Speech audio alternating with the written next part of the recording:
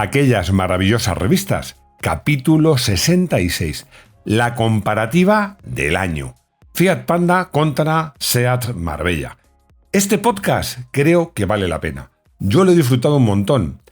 Aunque el comienzo denota que, lamentablemente, la presión sobre el automóvil y sobre el automovilista lleva mucho tiempo siendo excesiva. Pero los coches que os traigo, las comparativas tan interesantes y el final dedicado al motorsport os van a encantar.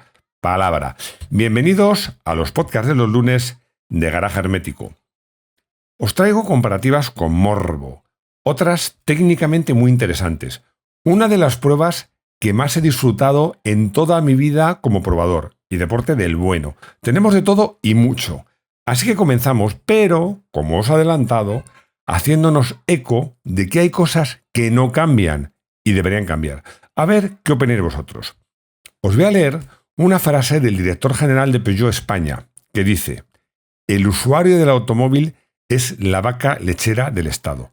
Tiene que pagar impuestos de todo tipo, seguro, IVA y más impuestos por la gasolina y fuertes multas. Esta frase la dijo Michel Caillolt en junio de 1990 en una entrevista que le hizo Enrique Hernández, que todo el mundo conoce por Luike, excelente entrevistador. Y yo creo que esta frase, tantos años después, tantos años como 35 casi, sigue siendo, por desgracia, plenamente vigente. Una pena que esto no haya cambiado. Os digo más, no era el único, porque Fernando Falcó, que era el presidente del RACE, cuando el RACE era el RACE. ¿Qué quiero decir esto? Bueno, pues cuando estaba más preocupado por el automovilista, por defender al automovilista y defender la competición, que en sus campos de golf, en la hípica o en sus grúas suelen ganar dinero. Bueno, yo que quiero mucho al RACE, pues quizás por eso soy un poco crítico. Pero en esta época, Fernando Falcó, para mí uno de los mejores presidentes que ha tenido el RACE, denunciaba las multas, decía directamente, las multas son excesivas. Decía algo que es que esto sigue siendo, perdonar que es que me embalo, sigue siendo absolutamente cierto. Si comparáis las multas, hoy día pasa lo mismo, con el salario mínimo interprofesional, salta a la vista que las multas son una barbaridad de excesivas. Porque diréis, bueno, es que ha cometido una infracción. Ya, pero es que de repente te sorprenda una señal de limitación a 20 que ha puesto un ayuntamiento, pues de aquella manera, sin ningún estudio, sin ningún criterio, y que tú te descuides y pases pues a 40, que tampoco es una velocidad que digas, qué barbaridad, pues te puede suponer un verdadero disgusto. Pero bueno, estas cosas lamentablemente han cambiado. Pero vamos a hablar de cosas más entretenidas. Aunque antes de entrar en materia, antes de entrar a hablar de coches, voy a dar una pincelada de actualidad, porque muchos parece que ahora la sensibilidad por el medio ambiente es algo nuevo, algo muy actual. Bueno, pues no. El automóvil ya en 1990, de hecho Mercedes, no solo se preocupaba, sino que presumía de ello. Presumía de que todos los plásticos que utilizaba en su coche eran perfectamente reciclables, que las gavetas o la guantera de sus coches estaba hecha con papel reciclado, que se aprovechaba, habían diseñado y patentado un método para reciclar los metales preciosos, carísimos, que se utilizan para los catalizadores. Por ejemplo, que los paragolpes carísimos de plástico, pues era posible reacondicionarlos y volverlos a utilizar. Como os digo, es que hay cosas que, como el tema de las multas, el tema de los impuestos, que lamentablemente siguen siendo de plena actualidad, y otros que no parecen de plena actualidad, que siguen siendo, que ya eran hace mucho objeto de preocupación por parte de los fabricantes. Vamos a empezar ya a hablar de coches. Renault estaba muy activa en este momento, sobre todo en España, porque se han venido lanzando coches en Francia, el R19 16 válvulas, el Renault 21 Turbo, pero llegaba pues la versión 4x4, que se llamaba Quadra. Yo tuve la oportunidad de ir a probar ese coche. Fuimos un reducido grupo de periodistas europeos los que pudimos probar este coche, los primeros.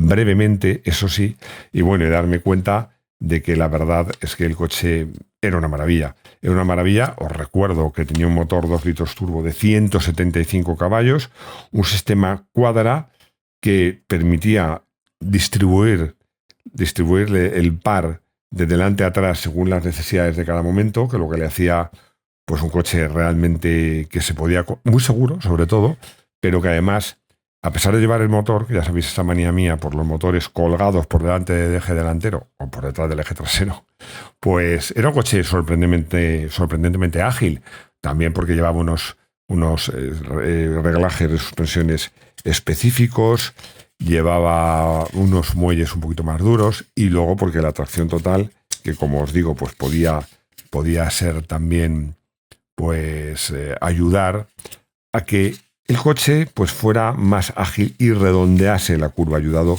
por la propulsión posterior. Vamos a pasar a una comparativa de 3 coches para mí excepcionales por su personalidad, con soluciones técnicas bastante dispares y que además es técnicamente muy interesante. Estoy hablando de una comparativa en la que enfrentamos al Alfa Romeo 164 3.0 V6, al Opel Senator 3.0 CD con motor de 24 válvulas y al Volvo 750 en acabado GLE Turbo Intercooler. A ver, voy a ser sincero, he estado leyendo lo que escribí y no me siento capaz de escribirlo o de decirlo mejor, así que lo voy a leer. Es un poco largo, pero yo creo que vale la pena. Se titulaba, un recuadro que siempre era una especie de entradilla para las pruebas, Los extremos se tocan, y decía: en la industria del automóvil esta conocida frase está plena de vigencia y los 3 coches comparados son buena muestra de ello. Alfa ha sido una marca tradicionalmente dedicada a los coches deportivos y con carácter. Su 164, además, pretende y consigue cumplir bien como amplia berlina de representación cómoda y confortable. Volvo, por el contrario, siempre se ha dedicado a fabricar coches confortables, burgueses, seguros y con capacidad de representación, sobre todo en su gama más alta. Ahora, además, dispone de múltiples versiones con motor turbo y o culata multiválvula capaces de unas prestaciones realmente notables. Por su parte, Opel fabricaba sobre todo coches prácticos, pero no renunciaba a los automóviles de segmento alto. El propio Senator, como su propio nombre indica, aspiraba y aspira a esa exclusividad y representación propias de marcas menos populares. Esta versión con motor potenciado ofrece también un nivel de prestaciones muy elevado, el más alto de los 3 modelos probados.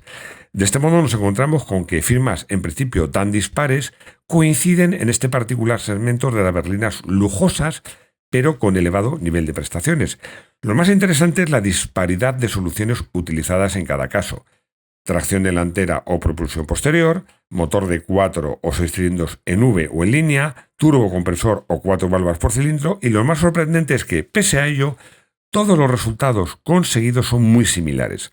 La conclusión es sencilla: cuando las cosas se hacen bien, las soluciones utilizadas son casi lo de menos. Bueno, la verdad es que eran 3 coches para mí notables, muy interesantes. La prueba no la escribí yo, y el probador que la escribía, pues al final lo que decía es que pues el Alfa era un coche casi deportivo, el Volvo destacaba por su confort, pero si había que elegir un vencedor único, en cualquier caso, decía, nos inclinamos por el Senator, cuyo resultado en conjunto nos parece el más favorable. Bueno, la verdad es que era un verdadero cochazo, y yo creo que, bueno, darle por vencedor pues era algo justo, sin demérito para los otros coches que eran fantásticos. Os decía al empezar que os traigo también la prueba de uno de los coches, una de las pruebas que más he disfrutado en toda mi vida. Y mirad que he disfrutado, ¿eh? Y no os voy a hablar de un superdeportivo, a lo mejor os sorprende. Os voy a hablar de un todoterreno, porque el coche que me hizo divertirme tanto fue el Jeep Wrangler. Además, con un motor relativamente modesto, 2.5 litros y 105 caballos, que era el heredero en línea directa del Jeep de toda la vida, el Willys. Realmente es que eran casi igual, aunque este llevaba faritos cuadrados. Bueno, luego probaría este mismo coche en versión 4.0 de 160 caballos y me gustaría aún más. Pero es que el Wrangler, como el Jeep, era un coche particularmente versátil. Este que probamos era de techo duro. Y es que además, como os digo, bueno, además era primavera, hacía buen tiempo, estuvimos, cosas que ahora no sé si se podrían hacer, pero en esos tiempos se podían, rodando por la playa de un pantano, con el coche medio metido en el agua, con una tabla de windsurf, una pareja muy jovencita y muy monos, pero le quitamos el techo duro, y era un coche que quitar el techo duro, quitar las puertas y articular el parabrisas hacia adelante se hacía en un momento. Y es que era un coche pues muy playero, porque luego era sorprendente cómo, a pesar de la facilidad con que se desmontaba todo, y luego se montaba, pues una vez montado, el coche no era muy ruidoso, no se colaba al aire tan fácilmente, un poquito por las puertas. Realmente era un coche muy versátil, muy bueno como todoterreno, razonablemente rápido en carretera, razonablemente pequeño en ciudad. Bueno, me hizo gracia porque una amiga, bueno, de mi suegro, una señora, para mí entonces era mayor, claro, tenía mi edad de ahora. Pues me preguntó por varios coches para comprarse y me preguntó por el Wrangler. Me pareció que no le pegaba nada, pero le dije lo que opinaba de él. Bueno, pues me encontré con ella meses después y me dijo, te he hecho caso, era italiana, y me he comprado un Wrangler. Y yo pensé que me iba a decir, y vaya cepo malayo, un coche rudo, incómodo. No, estaba encantada con el coche, estaba encantada. Además, ella tenía algunas propiedades que tenía que recorrer caminos de tierra y ese coche, pues la verdad es que era perfecto para el uso que le estaba dando. Pero bueno, un coche, como os digo, muy divertido. Hemos dejado para el final de esta parte de producto para la comparativa del año, que enfrentaba al Fiat Panda y al Seat Marbella. Y es que en esta comparativa había varias sorpresas. La primera, había un claro ganador.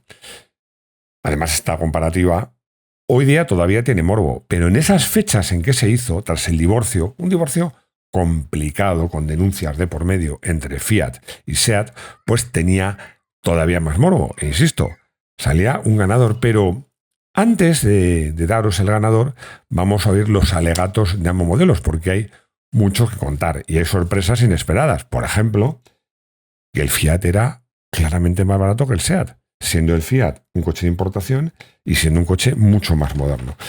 Bueno, la prueba que no escribí yo, pues se comentaba que el Fiat claramente era un coche que podría parecer que era el mismo coche, pero no, era un coche diferente. ¿Por qué? Porque la suspensión trasera, que ya sabéis que en el Panda era muy sencilla, porque además el Panda inicialmente tenía ciertas pretensiones, pues como un 2 caballos, un R4, es un coche apto para caminos. Claro, al salir, en el caso hablo del Fiat, la versión 4x4, pues se entendía que quien quería un coche así compraba el 4x4, que mantenía la suspensión trasera por ballestas. Pero en el Fiat, no, el Fiat llevaba una suspensión como la del i10, un eje Omega. En el Seat Panda, en el Seat Marbella en este caso, ya con la estética nueva para diferenciarlo del Fiat, no conservaba el eje trasero, tubular, rígido, guiado por 2 ballestas monolámina, que hacía que el coche fuese incómodo e impreciso cuando el firme no era perfecto. O sea, claramente en este apartado, sobre todo en asfalto, y sobre todo si el asfalto no estaba perfecto, el Fiat Panda era claramente superior, mucho más cómodo, seguía las trayectorias con más fidelidad, claramente mejor. ¿Para qué? Vamos a darle más vueltas. No había color. Eso era una de las diferencias, pero es que había otra mucho mayor, que era el motor, porque el Seat Panda Marbella seguía llevando el motor 903 del 127, que a su vez era una evolución del motor que llevaba el 850, o sea, un motor que sí que subía muy bien de vueltas, en su momento pues un motor muy bueno, pero que ya en esta época pues acusaba el paso de los años, porque os recuerdo que era un 903, o sea, prácticamente 900 centímetros cúbicos, tenía encendido mecánico por platinos, tenía una compresión de 8,5 a 1 y tenía sobre todo árbol de levas lateral accionado por cadena. Bueno, pues para entonces el Fiat ya llevaba el famoso motor Fire, que contaba, para empezar, con 999 centímetros cúbicos. Siempre lo digo, ¿parece poco? No, es un 10%, es mucho. Tenía además árbol de levas que era accionado por correa y además en la culata era un motor mucho más moderno, con más compresión y que conseguía 45 caballos frente a 40 del Panda. Lo que sucede es que, 45 caballos, el Fiat Panda frente a los 40 del SEAT Marbella. Es cierto que el SEAT Marbella solía dar alguno más de 40, pero es que el Fiat solía dar también alguno más de 45. Aquí tengo la prueba. En este caso, fijaos, el SEAT Marbella dio 39, en cambio el Fiat Panda dio 47. El Fiat Panda siempre daba más. Y además, fijaos, el Fiat daba la potencia 5.000 vueltas a 5.400 en Marbella y el par era de 8,2 frente a 6,1, encima más casi 500 vueltas por debajo. El motor era infinitamente mejor. Además, conozco bien los dos motores porque creo que lo he dicho más veces. Yo tengo un SEAT, vaya lío, un SEAT Panda, o sea, los primeros Panda que existieron todavía.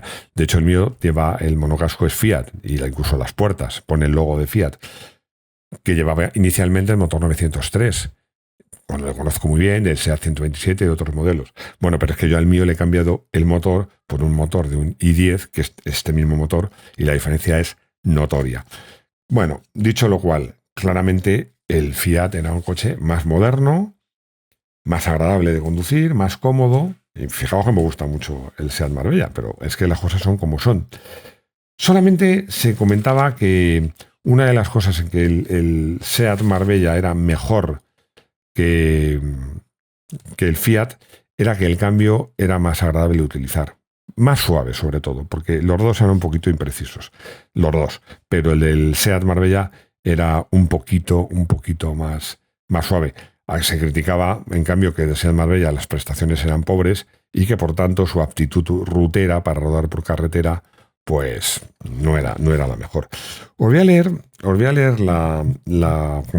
el final, unas líneas nada más, porque yo creo que estas dos pocas líneas resumen muy, muy bien pues el resultado de la prueba. Decía, el Panda, el Fiat, aventaja a su rival en algunas facetas importantes, sobre todo ligadas a la carrocería, suspensión y motor.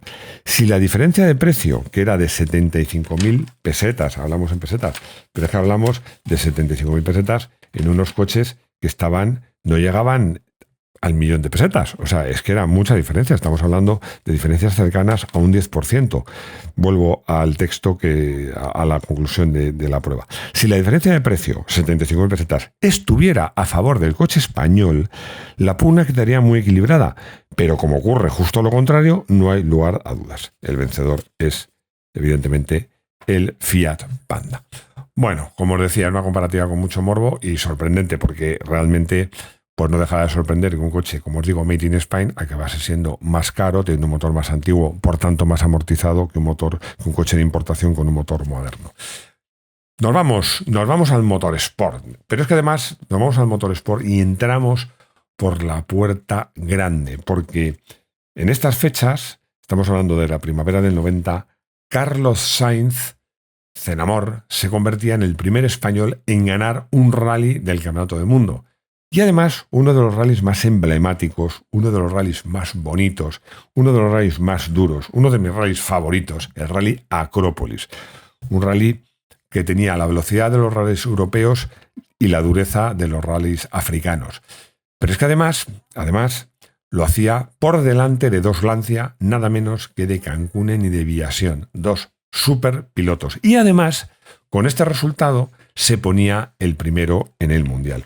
Un día de fiesta, no me bajé a verlos en el podio, la alegría, bueno, del piloto, del copiloto, que era Moya, como todos sabéis, y de todo el equipo, porque era una victoria que no por esperada era menos deseada. Además es que, claro, pues es que esto le acercaba mucho al Mundial. Además comentaba una anécdota que a mí me gusta mucho y que denota que el fair play que había, y yo creo que sigue habiendo, yo creo que en el mundo de los rallies, más que en los circuitos, también es lógico, es que en los circuitos las pugnas son codo con codo, puerta con puerta, hay contacto, en los rallies no. Y contaba que cuando ya prácticamente el rally había acabado y se dirigían a las asistencias, pasaron por los controles de Lancia y todos desplegaron una enorme bandera española en muestra de respeto y felicitación. Yo creo que un gesto muy deportivo y muy bonito del equipo Lancia, porque está claro que esa bandera no se improvisa, está claro que la llevaban porque estaban esperando que esta victoria llegase pues más pronto que tarde. Bueno, y otro piloto que daba un puñetazo en la mesa, otro grande, era Ayrton Senna, que, bueno, claro, os podéis imaginar. Os voy a dar un dato. En el Gran Premio de Canadá llovió. ¿Y qué pasaba cuando llovía? Bueno, pues que Ayrton Senna, si era bueno, si era el mejor en seco, en mojado, es que se distanciaba con una grandísima diferencia. Bueno, es que le sacó más de 10 segundos a Nelson Piquet, que fue el segundo, y eso que la última, hacia mitad de la carrera, pues se dedicó a, bueno, pues a manejar la diferencia, a administrar la diferencia que tenía con el segundo. Además también había hecho la pole. Bueno, o sea, es que realmente Senna, pues en este Gran Premio arrasó, daba muchas en la mesa y sobre todo, pues se le despejaba el camino hacia el Mundial porque ya empezaba a tener una ventaja importante. Os recuerdo que en esta época las puntuaciones solo puntuaban los 6 primeros y eran 9, 6, 4, 3, 2, 1. Esto lo recalco porque además me parece una puntuación más justa, porque fijaos que el primero puntúa un 50% más que el segundo. Es decir, merecía la pena arriesgar por una victoria. Pero lo que quiero decir es que Senna a estas alturas tenía 31 puntos por 19 de Berger. Y diré, ¡ay, solo 12! Bueno, 12 es mucho. 12 puntos eran muchos puntos de diferencia. O sea, suponía que hiciera 2 segundos en 2 grandes premios en los que Senna no terminase, marcase un 0. Algo bastante difícil de creer. Bueno, y llegamos al final del podcast. Yo espero, lo único que deseo en este podcast, que he empezado diciendo, creo que vale la pena y lo he disfrutado un montón, porque es verdad que vosotros al final también seáis de la misma opinión. Como siempre acabo dando las gracias por estar ahí, por escucharme, por comentar y, como siempre, lo más importante para mí es que me escuchéis de nuevo aquí, en los podcasts de los lunes, en aquellas maravillosas revistas de los lunes de Garaje Hermético. Hasta pronto.